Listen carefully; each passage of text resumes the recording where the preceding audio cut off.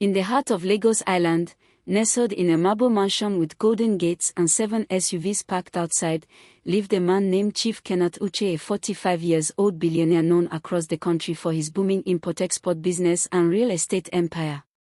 From humble beginnings in Saka, Kenneth had clawed his way to the top, building his fortune brick by brick. With money came power. With power came attention. And with attention came women, many of them. At first, Kenneth dated models and influencers, but he wanted more, something traditional, something respectable. So, he shocked everyone when he announced he would marry not just 1, but 3 wives. His father, a retired reverend, called him aside the week before the wedding. "My son, 1 woman is already a full-time job. 3. You're not God." His older brother, Emeka, who had suffered through a messy divorce, shook his head. "Money is good, yes. But peace of mind is better." Even his close friends warned him. "Brothers, you go chop breakfast inside your own house if you're not careful." But Kenneth waved them off. "I have money. I have 20 workers in this house. I have everything under control. Abeg, leave matter for Matthias." The weddings were luxurious, each wife giving a mansion-style wing in the estate. Ada, the first wife, was a calm Enugu beauty with brains, an economist with a sharp tongue. Kemi, the second, a Yoruba fashion designer with an eye for luxury and no patience for silence.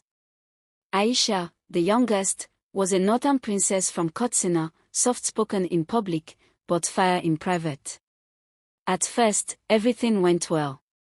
Each wife had her own personal chef, driver, staff, and a weekly shopping allowance. Kenneth divided his time with a strict calendar: Monday and Tuesday with Ada, Wednesday and Thursday with Kemi, Friday and Saturday with Aisha, and Sunday, for rest. But peace is never divided by 3. Soon, the cracks began to show. The endless demands. Ada wanted more time. "I'm your first wife. You owe me respect." Kemi refused to be overlooked. "If Ada gets a new Benz, I want a G-Wagon." "I don't care." Aisha grew clever with her softness. "Wallahi, I don't want to fight. I just want you to love me more." Every moment of his life became a negotiation of affection, money, or attention. If Kenneth ate from Ada's kitchen, Kemi would accuse him of favoritism. If he complimented Aisha's dress, Ada would slam the door. If he didn't spend enough time with Kemi, she would go to Instagram and post shady quotes about neglect.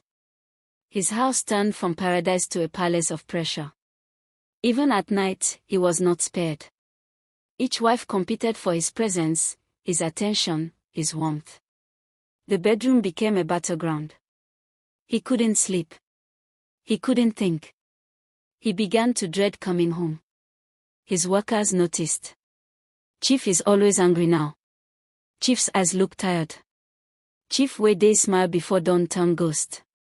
One day, after a particularly loud quarrel where all 3 wives accused him of betrayal, Kenneth locked himself in his study. He stared at his wedding photos, each wife holding his arm, smiling like queens. But now he felt like a king trapped in a triangle. He didn't eat that night. The next morning, before sunrise, Kenneth quietly packed a small bag. No convoy. No driver. No phone calls. He walked out of his estate alone, dressed in a simple t-shirt and jeans, with a hoodie over his head. He booked a small hotel room on the outskirts of the city and checked in under a fake name. "I need peace," he whispered to himself. "Even beggars on the street sleep with peace. Me, I have billions and no peace of mind." A new life. For 1 week, nobody heard from him. Panic spread across social media. Has Chief Kenneth been kidnapped? Did someone hurt him? His wives were forced to speak to each other, something they had avoided for years. Meanwhile, Kenneth sat in his quiet hotel room eating amla and watching old Nollywood movies. He read books. He took long walks. He slept, truly slept, for the first time in years. When he returned, he didn't say a word. He gathered his wives and spoke with a tired but firm voice. From today, things must change. I married 3 women because I thought I could handle it. But love is not about money.